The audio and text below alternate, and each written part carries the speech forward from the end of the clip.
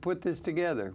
Yeah. We got blizzard out the last time. Yes. We were trying to get here with the snow dog team and everything like that, but it's really good. Yeah, well, life interferes. Yeah, well, I'm glad you got here and everything like that. And in the audience, welcome very much to Conversations.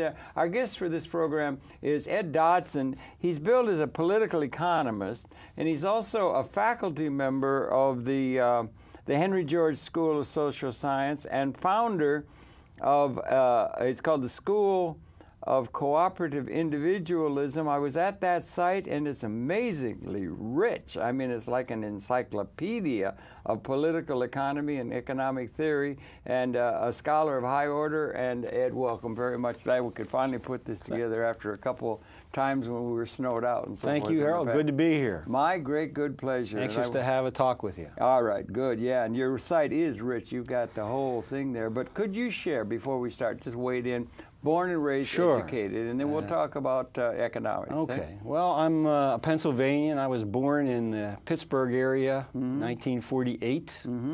I went to school locally there, went to college in central Pennsylvania, did my undergraduate degree at Shippensburg University. Yeah, I've heard, I know. Which is near the capital, state capital. And then came further east to graduate school at Temple University. In Philadelphia? In Philadelphia. Yeah, what did you study at graduate? I took my graduate degree in liberal arts. Okay. Which was kind of unusual. Most of my colleagues were doing MBAs, and I was in the banking industry at the time. You were? Yes. Oh, we'd passed over. You had gone into banking as a career path? Right. I started out of college working for a financial consulting firm, and then moved from there into banking, and I managed the residential mortgage program for a large bank in Philadelphia. And then in 1984, I went to Fannie Mae, has an office in Philadelphia. So spent 20 years there, retired in 2005. Well, that's a long time, 20 years. 20 years. And what about the family, if I may? Was it intellectually inclined, professional? No, I'm the first college graduate in my family. My father was a small-time home builder and carpenter, and all of his brothers were in the same industry. They all built homes for a living. Some of my cousins still do. Okay, good. So, when did you get the inclination that you wanted to be involved in the world of not only, on one hand, of finance, but more significantly, in the world of economic theory? Early on, I guess. I had a strong interest in history. Okay, they do relate. And that led me into a lot of study and different reading. I guess the first real serious book I read, believe it or not, was The Rise and Fall of the Third Reich. Right. When I was a teenager. Yeah. And from there, what got you to that, do you think? Don't know. Okay, right. It's an intellectual curiosity. Yeah, right. But my parents had encyclopedias, and we had an extensive library. My father, and they encouraged you to. Okay, that's important, I think. And there was some talk about something other than just mundane around the dinner table. Yeah. Right. Okay, that's encouraging. I mean, that's important, I think, the family setting and that, right? And so you went into business. You were in school. I got a little confused. You went into the banking or into the financial? I was an accounting finance major in college, and when I finished my undergraduate work, I went to work in the real estate finance area, and that led me to the banking community. It was about in the early 1970s. Actually, I was a senior at Shippensburg, and I had a summer intern position with the state government working for the press secretary to the Attorney General. At the time, the Attorney General's name was Shane Kramer in Pennsylvania. This was one of those jobs where there wasn't a whole lot to do every day. Okay. At the time, the state was considering a comprehensive land use plan for Pennsylvania, and I was interested in environmentalism and land use. So I asked if I could attend one of the commission meetings. And there I was introduced to a city planner from central Pennsylvania who talked about this idea of taxing land as a way to stop urban sprawl and to revitalize some of the older cities in Pennsylvania. Did they reference George or not? Not at the time. Not at the time, okay. But I approached him afterward. So you came at it from the pragmatic side? Absolutely. Yeah, okay, yeah. Okay. Absolutely. I approached him after his speech, and he asked me for my card, and he said he would send me some material. So about 2 weeks later, I got a stack of reading material in the mail, and in there was some articles that mentioned Henry George as the originator of this idea of moving to a land-based system of property taxation. First time you come across the name? First time, I think. Okay. Yeah, okay. Maybe mentioned once or twice in one of my history classes at Shippensburg. Yeah, right. And he became relevant in terms of your pragmatic concerns? Not right away. Not right away, okay. Because he was a giant, and we want to introduce the audience to him, too, because they may not be aware. But yeah. Henry George is a giant, but largely an unknown giant, largely an unknown intellectual giant. And at the time, I really didn't know anything about him. In fact, my economic guru at the moment was Milton Friedman. Okay. You were in that school? Yes. I had studied economics as an undergraduate, and I thought that the ideas that Milton Friedman were putting on the table were the right ideas of how to control the economy and economic growth, keep inflation in line. Would that be roughly along with the Chicago school? Yeah, to a degree. He's associated with Yes, he is. Yeah. But he's a monetarist, and the Chicago school isn't strictly monetarist. You might say that they're true neoclassical economists based on laissez-faire free market economics. But there's shades. If almost no economist is strictly one school of thought. They have different views, and Milton Friedman certainly had a wide range of views on economic policy. And what year was that you were interested in him? This is the early 1970s. Okay, that's kind of early. He was still al-Quran. Oh, yeah, sure. And it was only a couple of years before Mr. Nixon, as president, said, we're all Keynesian now. Yes. And, that kind of thing, because Keynes had been a major force after the Depression in the Second World War. Yeah. Economists were convinced they could fine-tune the economy, they could prevent another Great Depression from ever occurring again, and they felt they had the models to do it, the tools to do it, but that proved to be not the case. We're experiencing that right now, and we're not experiencing a Great Depression, are we, or are we? We could talk about that. Yeah. What you think about Mr. Paulson coming in with 3 pages that Congress had to approve by the end of the week and get on the president of the whole world who was going to fall apart September 2008. Well, I hate to be the bearer of doom and gloom, but I'm very pessimistic that the Obama administration and the Congress have their pulse on the economy sufficiently to really prevent us from moving from where we are now over the precipice into a Great Depression. Well, that's something good worth talking, because it's very al-Quran right now, because it's all going on. The Dodd Commission, their committee, and everything is all going on now. And well, let me preface that by just bringing you sort of up to where I came involvement with the Henry George School. Yeah, absolutely, because I know you're on the board, or you teach there, and you're familiar, and you have an understanding of Henry George and his importance. And he was a giant, particularly for the audience, the turn of the century, 19th, 20th century, he was a major figure. Leo Tolstoy and George was very influential. Teddy Roosevelt, I think. Well, Teddy Roosevelt at first was very opposed to Henry George's ideas, but later began to embrace them, at least to a limited degree. But in my own case, my work with community revitalization at the bank where I was brought me into an environment where dealing with what's happening to our neighborhoods. Why are these old neighborhoods deteriorating? Pragmatic. Pragmatic. Yeah, right. And I began to think about the problem of land speculation. And it just so happened that in 1979, I moved into Philadelphia, into the city of Philadelphia, and that's when you were going to Temple then? Not yet. No, not yet. Okay. I had been working, just concentrating on my career, doing what a lot of young men do, try to rise up the corporate ladder. Yeah. Okay. And I thought about going back to school to get my graduate degree. Right. And it just so happened that I opened up the newspaper and I saw an advertisement for the Henry George School of Social Science. Okay. So I went over to the school. It was there in Philadelphia. In Philadelphia. It was this humble building, not impressive at all. I almost turned around, but something got me to walk through the door. Right. I met the director, who was a fellow who had immigrated from Jamaica. His name was George Collins.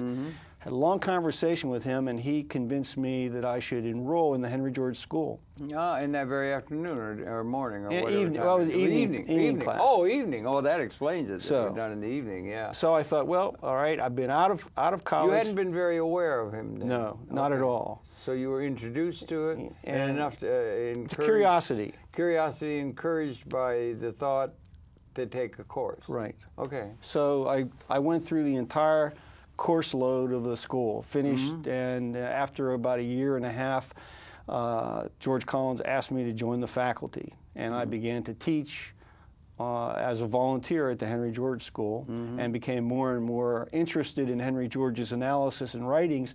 So I, in my own work, which was a good deal of market analysis kind of work, I became very interested in how land markets function and how public policy influences the land market. I see. And you were teaching at the Henry George School? Right. Henry George. Right. So you'd be a good person to share with the audience Henry George. Yes. And the theoretical basis in as brief a way as possible to get at the essence of it, a pattern, not necessarily the details, although Henry George is great. His argument to us is a moral argument. Yeah, set it out. Oh, it is a moral It's a moral argument. Okay. His argument is that the earth is the equal birthright of all persons.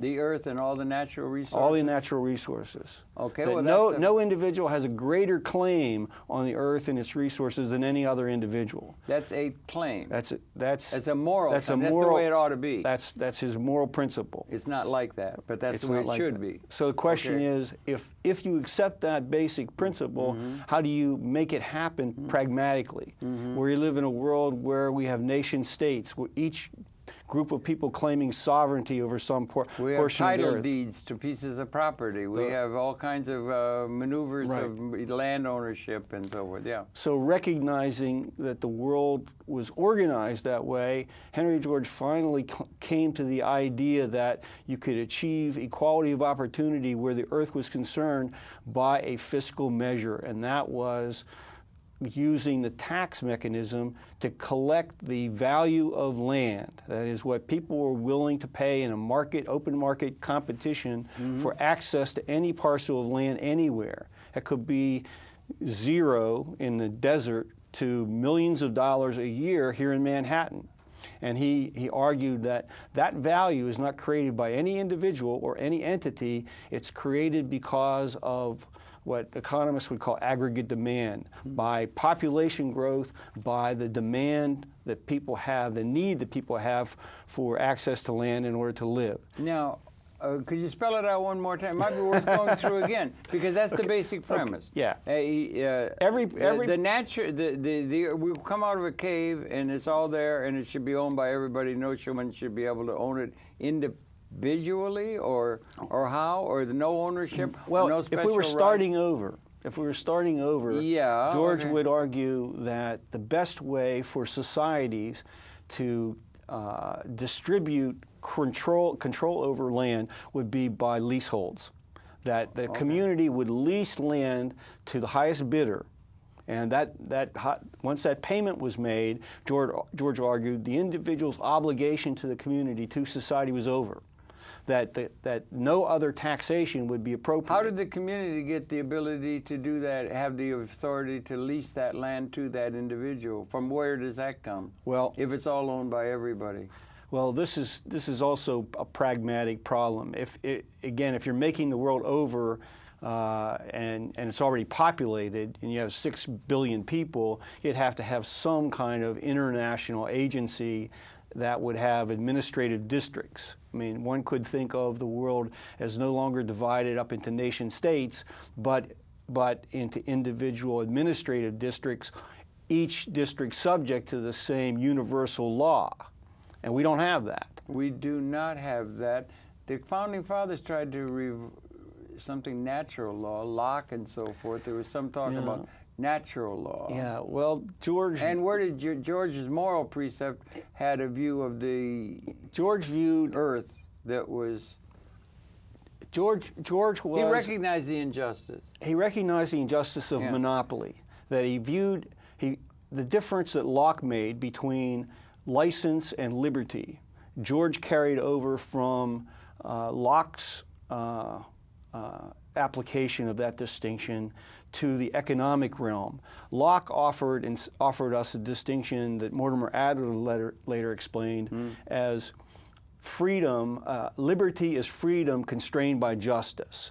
And in the criminal area, we pretty much have accepted what the behavioral difference is between behavior that violates the liberty of another and is therefore in the realm of license. And we call it criminal license. And we adopt laws to either prevent or provide remedy. In the economic realm, there are privileges that have economic value attached to them that people have made secure over time by ensuring that the law secures those privileges. And the privilege for one is the disadvantage of the many. Well, it would be a privilege for one, would be disadvantage of another if you're in a zero sum.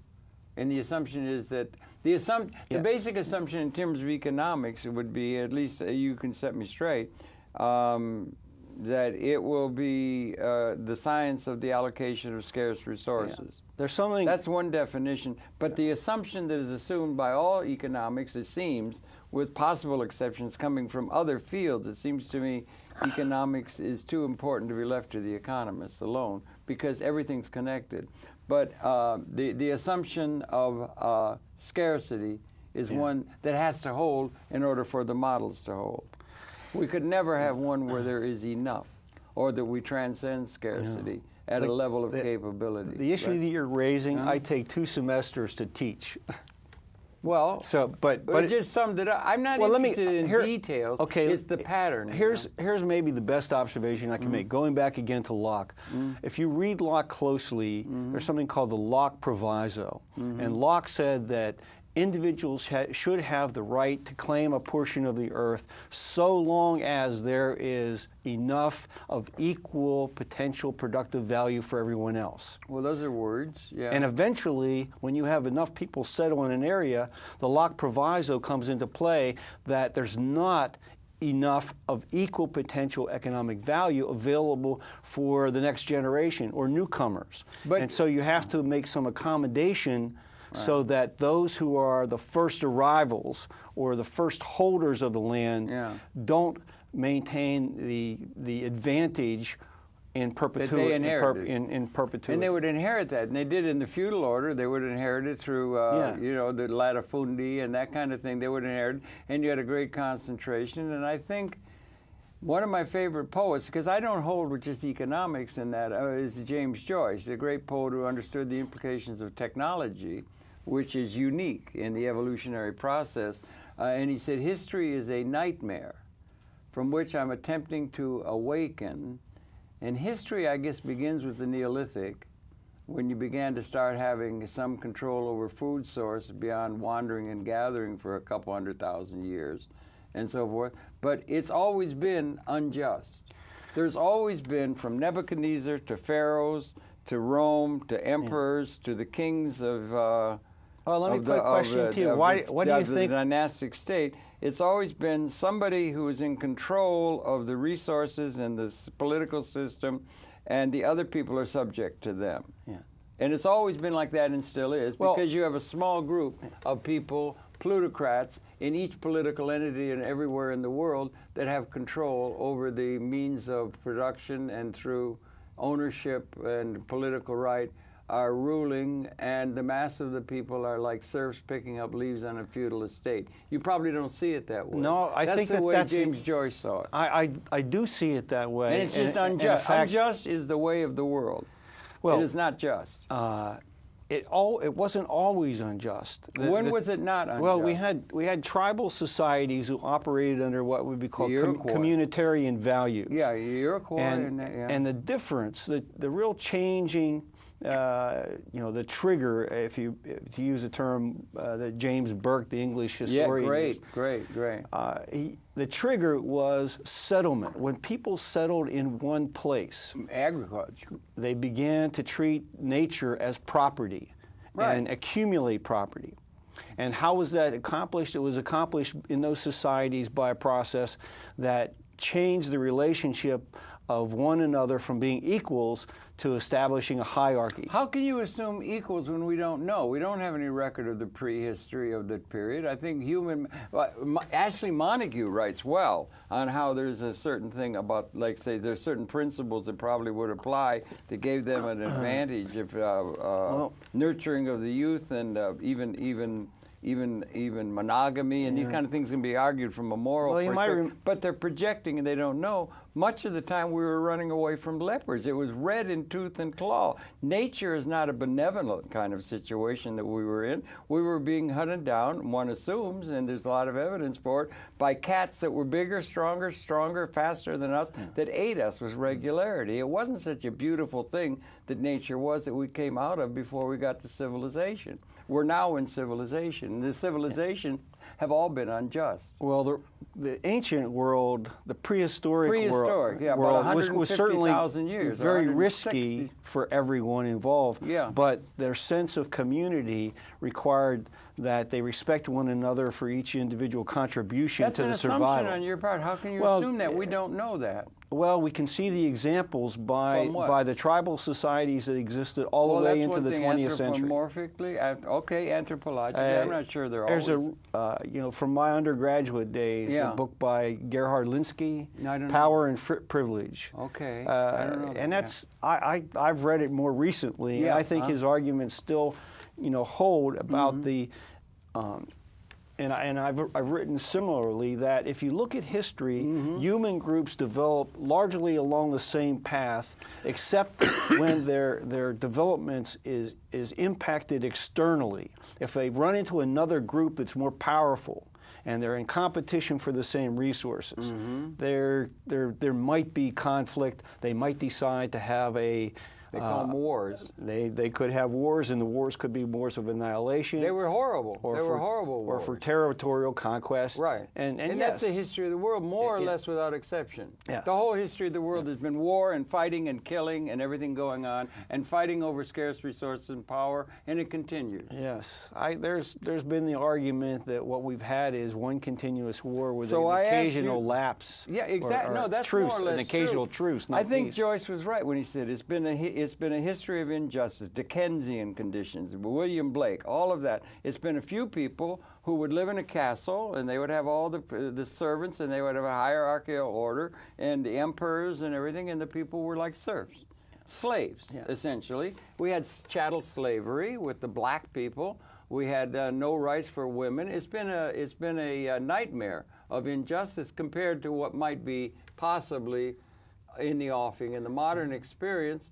And I come back again because we're talking economics. Is that a definition of economics? Is that it is the science of the understanding of the allocation of scarce resources. There's not enough, so there's got to be the competition between people. Is that an assumption that is basic to the economic theory? It's basic to neoclassical economic theory. No, I'm saying to the economics profession.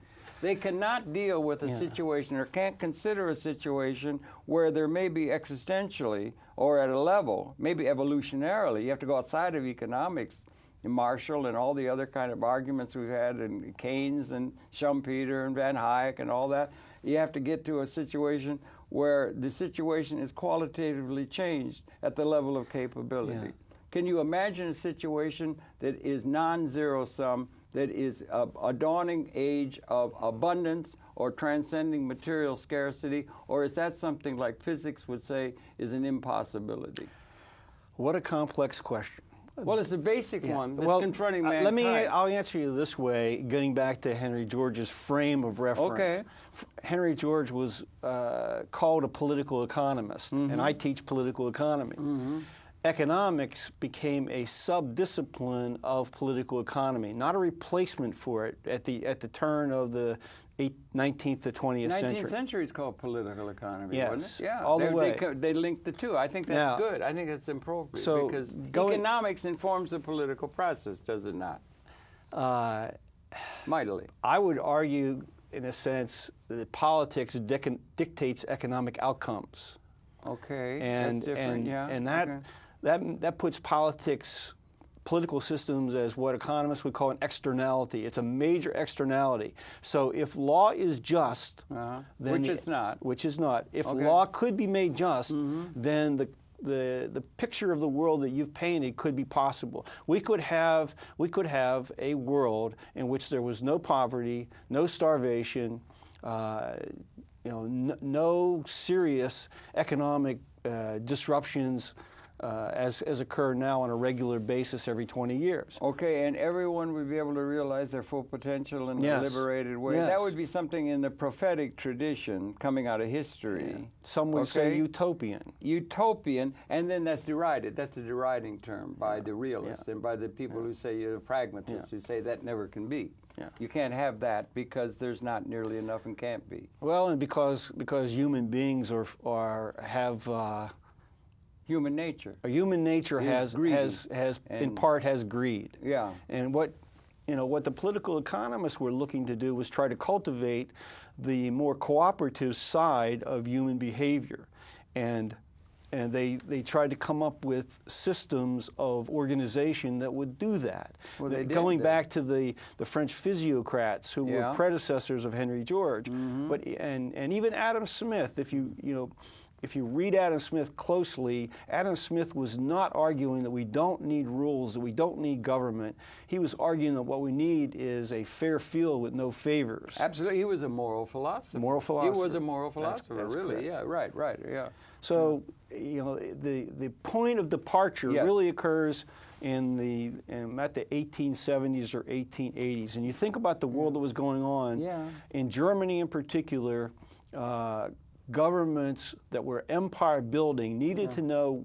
where the resources were that they needed to build their military industrial complex. They needed to know what their labor skills were, where the natural resources were. If I don't have it domestically, what colonies can I go and attack and take over to give me the resources I want? And so the universities created positions in economics, PhDs in economics, to basically perform this function, to gather and analyze data on behalf of government, and corporations also became the benefactory of that same process. That could be very much part of geography, because I did all my work in geography. I'm a geographer.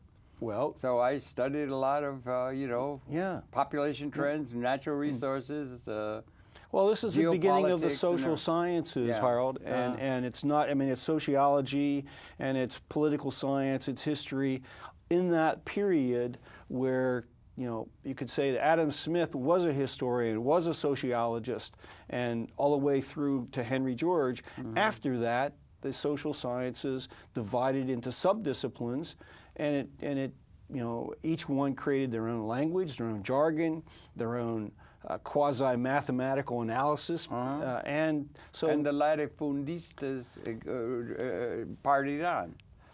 It's still a small. Is it not true? There's a small group of people who own the assets of the world. Well, the data in every political entity and in the international order, it's a small group that own the assets, the capital assets that are relative to production. Yes. And most of the people have only a way to get income to buy bread or maybe pound cake on Sunday once a week or once a month for their little kiddies, from having a labor relationship to production that is being done by capital instruments that are owned by a tiny plutocratic class. Is that not characteristic of the modern world? All of that is. Now, in the current situation. But not universally across the world. Where is it right? Well, I don't know any place. It's a matter of differences of degree. Okay. The fundamentals are very similar. You can say that in the United States, the fundamentals of property ownership and the concentration of property ownership are very similar to Guatemala or Bolivia or Nicaragua. Yes. But the political system and our educational system and democracy has allowed for a generally a higher standard of living in the countries that you can describe as social democracy. Well, that may be. Do you think it's possible to have a political democracy where people get to vote for their representatives or something within an economic plutocracy? Or will that be self-defeating?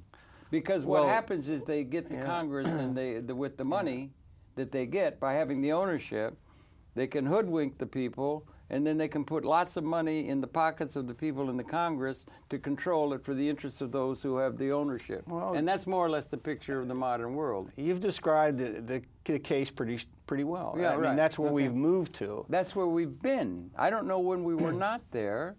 I mean, do you see any golden moment when it was just? Jefferson.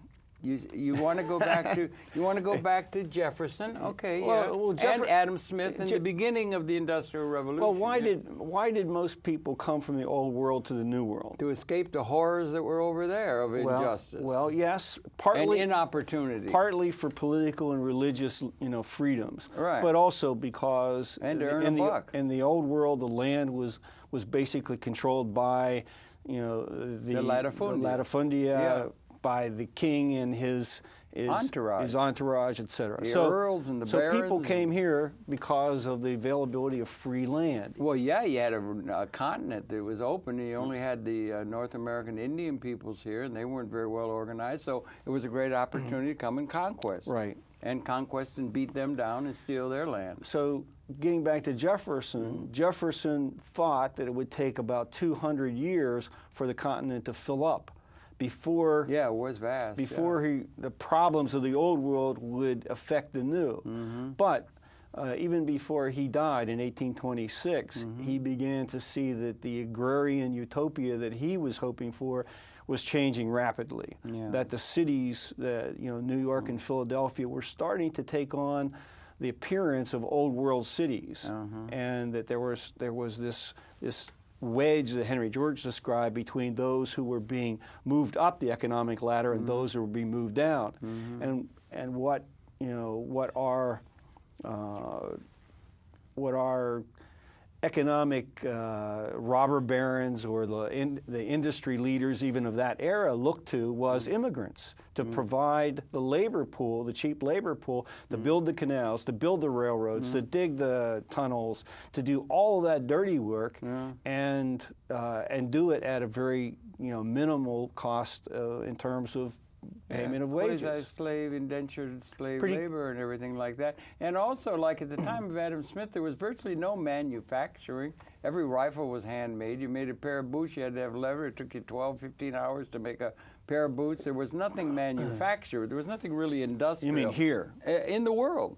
I mean, you didn't have anything you're coming out of the feudal period. Everything was handmade. And you didn't have any manufacturing. You had no assembly lines. You had no smelting of iron. We had a whole lot of things. Not by Adam Smith's time. By Adam Smith's time, Britain was a major center of manufacturing. Okay. Under mercantilism, the arrangement was the New World would send raw materials on British ships back to London. They would be manufactured, and then the manufactured goods would be sent back to the colonies. And sold to them. So it was a closed economic system with little opportunity for the colonists to really compete. And there were other measures that the British Empire imposed that kept that system intact until the rebellion occurred. Well, yeah, you're having that, but then you also had the steam engine in 1776. That was heralding the Industrial Revolution that was going to come. That was invented the same year as the Wealth of Nations and the Declaration of Independence, the Scottish Enlightenment. There was an enlightenment coming out of a long feudal period in dynastic states, and the political economy was emerging based on land and the political thing and estates and fiefs and all that kind of stuff and everything.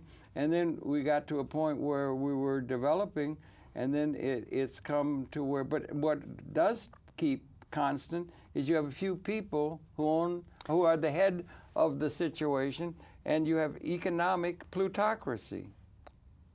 Always. Economic plutocracy. A few people owning the assets.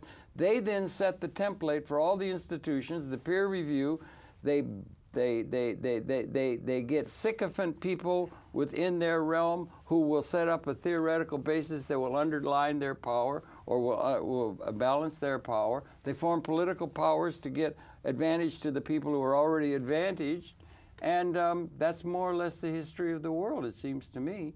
And we don't, and then we finally get to the point where in a political thing where you're competing We get weapon systems that now have become, we just did a program with Seymour Topping here a couple days ago, and everything, and others, and we've done one with Isaac Asimov, a major thinker, and everything. And the weapon systems it does, and Jonathan Schell.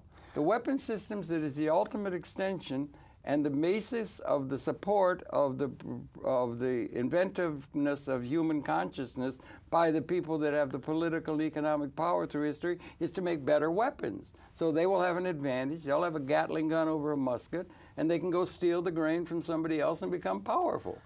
And that's the way. Now those weapons have finally become species lethal. Well, so that what's is amazing, a new existential reality, but we cannot ever say that there is a equally significant existential reality at the level of capability, not the reality we've inherited, the outdated assumptions of the institutions and theoretical framework, but at the level of that we maybe have transcended material scarcity as a capability that is equally existentially significant as the fact that we can now destroy the whole bloody species. There's something new blowing in the wind, and the old order and the old assumptions don't hold. You need something very new, but it never can be voiced by anybody because the intellectuals are all under the thrall of the people who own all the assets. Well, we are in a serious predicament, no doubt about it. Do you think that? Do you feel existentially challenged? Well, do you remember '62 when they were about ready to unleash the weapons and blow up the whole bloody world, and it could mean the whole species with their games that they've been playing to get power and economic control over other people throughout the whole of the history of the human species? And that was a complex. I mean, that was a really high-risk period in modern history, to be sure. We had the weaponry and no really counter-political movement to affect the decisions of our politicians. If you remember, for example, the big conflict between Roosevelt and Churchill. Mm-hmm. Roosevelt said, "We're not fighting this war to protect the British Empire. Mm-hmm. We want imperialism and empires, abandoned." And so we could establish our own. Well, and we've done it. Not at the time. No, you don't say it because it doesn't go well in the press. You don't say it. There is a difference between the political leadership and global corporatism that was beginning to evade the world. You don't think they're joined at the hip? You don't think they're joined? And the corporate maybe is more powerful than even the political. They buy the people in the Congress. That is true. They do spend a lot of money buying votes, and they have a powerful voice. But you and I are talking. We have an opportunity to... Yeah, but we don't have any voice that has any meaning. I mean, the people that have power and influence, they're all of a group, a small group that controls everything. Don't you see it that way? I see it as a challenge, but I do have enough hope in the future of our species, and that there are enough thoughtful people out there. I interact with them every day. You interview them all the time. Yeah. People who've devoted their lives for constructive change to try to make life better for the current generation and future generations, and we have to continue fighting that struggle. But we don't have it. What I'm saying, the major problem, in my view, is if you're talking for the people, like what they call progressives or something. Like, I guess Henry George was a progressive.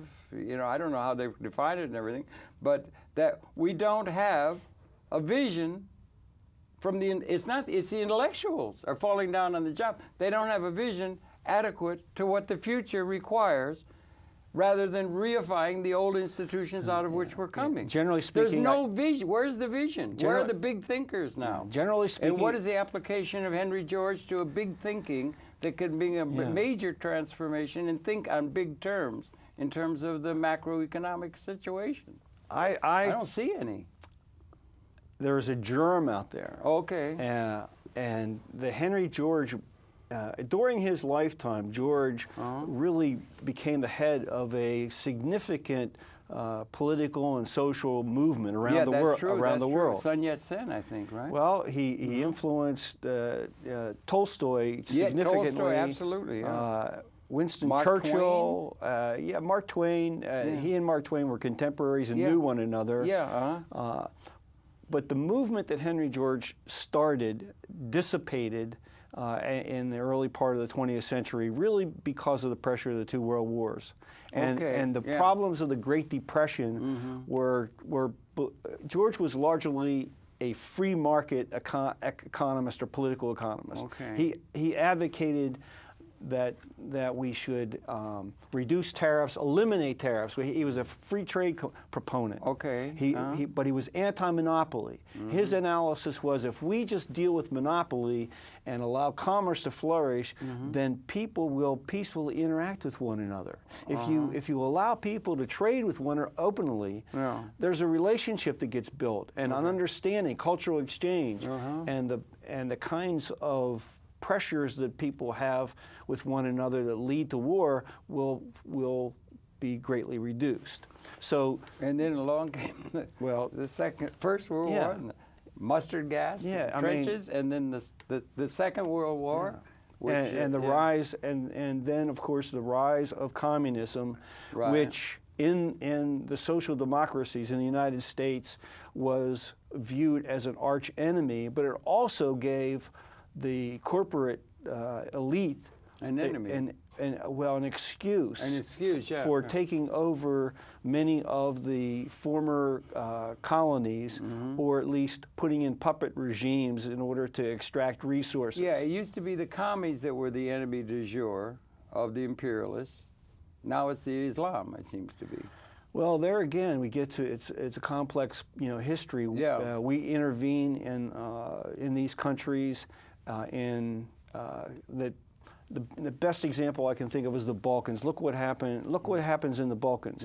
The only way peace was kept in the Balkans was when there was some imperial empire like Russia keeping the lid on, and as soon as the Soviet Union disappeared and Tito wasn't able to really keep the power, then ancient hatreds rose. The Serbs and the Croats and the Albanians, who lived alongside one another under the Yugoslav regime, under Tito, all of a sudden remembered that they had, centuries ago warred one against one another. Hundreds of years ago, they'll recall. Like the Hatfields and McCoys. So there's all of this around the world, and certainly in Pakistan and Afghanistan and countries, there are these tribal conflicts and hatreds that go back centuries. Ethnic differences and tribal differences and all these kind of things.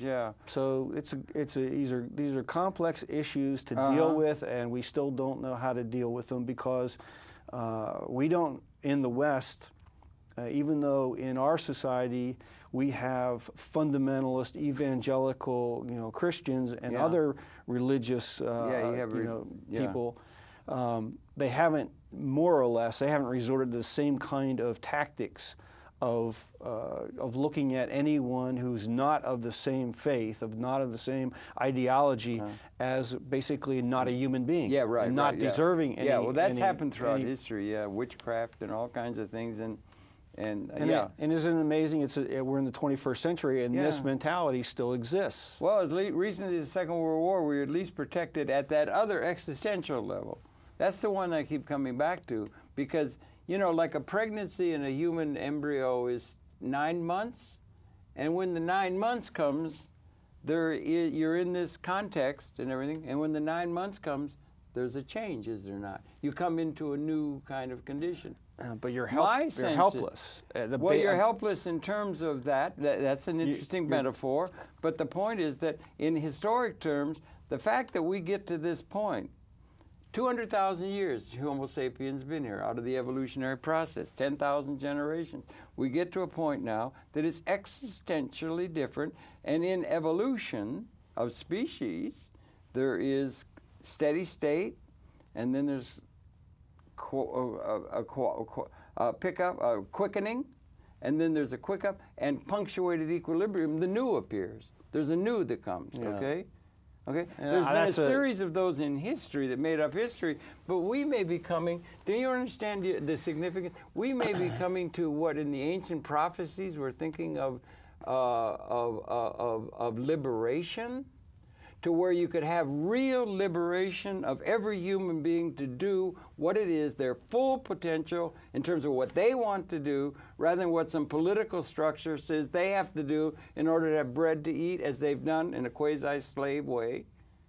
You know, what I'm saying is they're coming to that. Marx tried to do that. You discount Marx, or with the idea that the private property and the ownership class was the problem, and we could just get rid of them and then set up a paradise. Well, it didn't seem to work. Marx lived in a world of both land and capital monopoly. No. And he came to the conclusion that we had to eliminate both private ownership of land as well as capital. Yeah, disaster. Henry George argued differently. Yeah. He said people need capital in order to have the goods that are required for a decent human existence. And so why discourage people from producing capital and investing in the production of capital? What we have to avoid is monopoly capital. Well, we've got monopoly. Well, because the society's never adopted Henry George's remedies. Okay, Henry George's, we should get to that because all I've been doing is ranting, right? And the Henry George's remedy would be essentially, it's only fair, I'm sorry. Yeah. But I mean, I feel it very strong. I think you got to go to Kelso, or you got to go to Gaddafi maybe. Gaddafi maybe might have the right idea. Well, people But you got to do something. One thing you have to get over is the labor theory of value that informs the so-called progressive community. They just get co-opted by the thinking how important labor is. Yeah. And it's okay for those people to own it all, get overwhelmingly rich, have all the assets, and we don't want anything to do with that because that's the kings in the castle. And that's the attitude of the progressives talking about labor. Now we're down to 5% private sector labor union organizing and so forth. And the labor input to production is diminishing to the vanishing point in the advanced economies. The capital assets are producing all the wealth, and it's perfectly all right for those guys to own it all. We don't want to own anything. We won't have a system that lets us own anything as a means of getting income because they're tied to the labor theory of value that informs all political theory.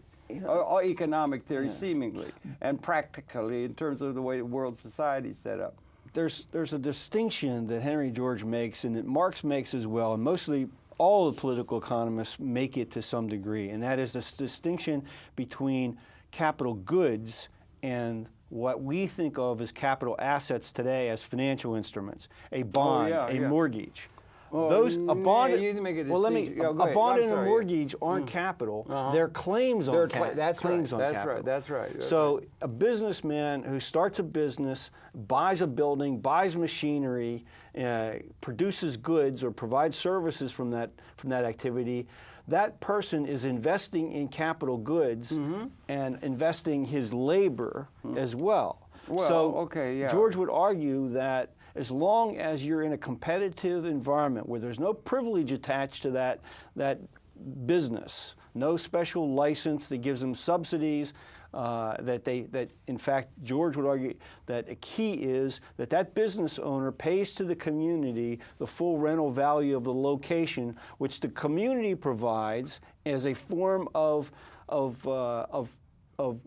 quasi-monopolistic control over that site, but one that's paid for and not one that's subsidized by the community. Okay, that's a rental, a quasi-rental thing you're saying, like in terms of that. Paid to the community. To the community. Is that to the political entity, or that doesn't go to the individual? Well, you don't go to the individual owning an asset. Well, there's two ways to think about that. One is we live in a community. We require certain amenities: schools, hospitals, mass transit, trash pickup, whatever we require. Yeah, things that have come along and become available. Yeah, and we ask government to handle those matters on our behalf. We elect them or appoint them. So we look to government to perform those duties for us. It seems to be. And we need revenue to pay for those services. So we have to do taxes. So we have to do, at least that's what we call them. Yeah. George argued that we could pay for those services out of the value that communities create as communities, and that's value in land, as opposed to imposing taxes on people's wages or on their capital goods or the income earned from capital goods. As we do. As we do now. Yeah. And we got a real problem on the international order, it seems to me. Everything's in deficit, it seems. And that has another part of the history that that we talk about, our monetary system and the creation of the Federal Reserve and whether or not we should have a a gold or silver or commodity-backed currency, or the Federal Reserve System is the best we can, think Well, of. Federal Reserve, and they have central banks in every political economy, don't they? Somebody's got to have something to do with avoiding inflation and not having the money supply be related to some sort of measurement of production. Well, monetary reformers would argue that the central banks have never performed that responsibility, that they've never been able to prevent inflation, and in fact have facilitated it in many cases. And look at the United States. When Obama leaves office or finishes his first administration, the U.S. government debt will probably be $15 trillion. Good grief! That's what Ev Dirksen would call real money. Well, you're too young to remember Ev Dirksen. I know the name. Oh, okay, yeah. But to service that debt, you have to tax. You have to raise the revenue somehow. And the Congress and our president, in my view, are not facing the reality of how much income has to be siphoned out of the economy just to service that debt. Huge, yeah. If interest rates go up, it'll be even worse. Right now, the one thing that's keeping the problem sort of at bay is that interest rates have been kept so low by the policies of the Federal Reserve. Yeah, that gives them some vigorish, as they say in Brooklyn. Loan sharks will say, you get a thing because they got zero interest rates or something like that. And Japan went for a long time with zero interest rates, trying to maintain full employment. Yeah, well, and that's another issue. Well, let me. And the basic policy grounding statement is the Employment Act of 1946. Is that still the case? And the rationale is that money will be distributed to the folks through their labor participation. Well, that's accepted. I mean, Truman managed to get that act passed. It was watered down. It was meant to be a full employment act. It was never. The policies were never put into place. Isn't it our policy grounding statement for the American system that they would repair to, like you do with the Constitution? Or what is the basic policy grounding statement and the philosophy of economics that informs the political classes in terms of managing the national and then within a world economy? If there ever was a grounding statement, it's been abandoned. I mean, I think it's mostly opportunism, and as you've elaborated, our people who are elected to high political office can only do so by raising millions and millions of dollars. The average, citizen doesn't have much to contribute to those campaigns because we're struggling to pay our bills. Right. They can and so where do they get the money from? Also, Keynes said in 1930 in that letter to his grandchildren that you're going to be confronted with something that is very hard for you, because I assume that everything is based upon a labor theory of value. If you have a society where vast majority of everybody, the only way they can get money to buy bread is to have a job. Yeah. The assets and the whole thing is set by some people who own everything. So it's like the Marxists call it wage slavery. They're slaves. They have to fit into the pattern that's set by them, and that's the only way they can do it. That's not going to work, but that's the way. Well, it's the labor theory of value that seems to be accepted not only by the progressives. The progressives will sing how wonderful it is, the work ethic. And also all the things about if you work hard, you keep your nose to the grindstone, and all these moral precepts, you're going to be okay.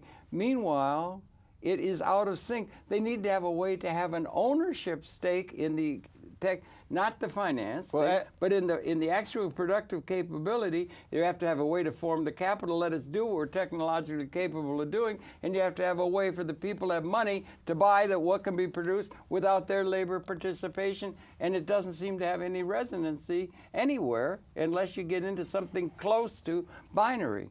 And you don't seem to think binary and Lewis Kelso. I don't know where else there's anything that kinds to undercut the labor theory of value that informs all economic theory.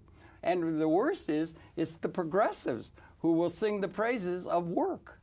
Well, what we need, in my view, to starting point, I'm very sympathetic with the effort that Mortimer Adler and Lewis Kelso made to create an environment of universal capitalism. 58 years is a long time to be waiting. We're wandering in the wilderness. Well, they managed to get some legislation. I think they're moving toward it. I really think they're moving. They're going to get a capital diffusion reinsurance corporation within the federal structure, reinsuring casualty insurance because they're going to have to distribute ownership to the people as a way of distributing buying power. And it hardly ever comes up, but I think they're moving in that direction. I see hope in that. Well, I do too, but I don't know that it's. I mean, I've had a number of conversations with the proponents of binary economics. You know, Norman Carlin and others. And Bob Ashford. No, I haven't had any direct. You ought to talk to Bob too. Bob's really good. If I suggest. As time permits, and I just haven't had an opportunity to attend one of their conferences, but the idea of individuals getting an income stream from some degree of ownership of capital, of shares of stock or some other sources is a step in the right direction. But it takes a playback period. You have to pay for the asset purchase and so forth. Well, a leverage thing. You know, if you're using borrowed funds, and then the question is, how do you pay it back by the growth in the value of the shares that you have? Right. So and also, if I made that little sidebar thing, zero sum thinking, and that we have a tremendous capability that our system's not allowing us to realize for everybody. Do you recognize that? Yes, but again, there's something wrong. I see one of the basic problems with the economy, and I'll relate it to my experience at Fannie Mae. Okay. Oh yeah. Okay. You were 20 years. 20 years. Yeah, a long time. I worked there as a business manager and a market analyst for 10 years. I supervised. We only got a couple minutes more to go. Okay. So, okay. Yeah. The biggest problem that the banks made was they continued to make loans based on land value. The land market is dysfunctional and highly speculative. Okay. If you look at the basis of people buying property, so there's something called the land to total value ratio. Okay. In a stable economic climate, that ratio should be about 25%. In other words, no more than 1/4 of the total value of a property should be in the land. By 2000, we were looking at markets like San Francisco, New York, Washington, D.C., where the average land to total value ratio was well over 50%. Really? And in Manhattan, it might be 75 or 80%, which means banks were loaning not on capital goods, not on a house, but they were loaning on land value that every 20 years disappears, crashes. And when the crash occurred in 2007, land values dropped by 30 to 40%, like that. Do you think they'll come back or not? Land prices will come back because we haven't learned a lesson. No, but property taxes, real property. Well, property values will climb again. They will. Once the economy is cleansed of the speculative fever. Well, that's what we're trying to do now, I guess, right? And it would be good for us to repair to, first of all, to your website. You can go to your website because there's a wealth of information there, believe me. And it's cooperative individualism, www.cooperativeindividualism.org. It's really rich. Thank you. Yeah, I've been all over it. In your email, we'll put that up as well. And it's been a pleasure talking with Ed Dodson, political economist. We're going to become good friends. We're both friends at Kai Hayner and with the Henry George School and everything like that. And I thank you really very, very much. It's been a pleasure, Harold. Thanks so much. It's been a pleasure talking with you. Your pleasure to have his perception. I invite you to tune in when we come back again tomorrow. It's a really interesting time. I can understand a lot of feelings of angst and upset, but I can't understand anyone being bored.